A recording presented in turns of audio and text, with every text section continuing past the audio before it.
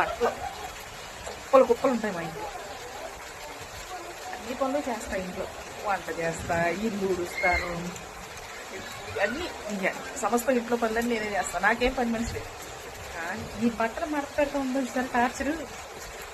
ఈ రోజు అనుకుంటా మడత పెట్టే రోజున ఏ రోజే రోజు మడత పెట్టేసుకున్నాం, పని అయిపోతుంది.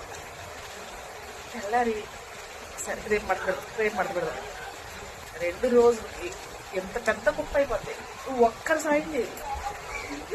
ఇటు అక్కడికి వెళ్ళి వచ్చిన డ్రెస్, ఇక్కడికి వెళ్ళి వచ్చిన డ్రెస్ ఇష్టం వచ్చినట్టు వాడతారు. కానీ ఒక్కడో తీసుకెళ్ళి వాషింగ్ మిషన్లో కదా ఇప్పి ఆ కాలుతో ఉంటుంటారు, ఈ కాలుతో ఉంటుంటారు. అవన్నీ మిషన్లో వేసి ఆరబెట్టి అది బాగానే ఉంటుంది. ఈ మడత పెడుతున్న దగ్గరికి వచ్చేటప్పటికి అమ్మా టార్చర్.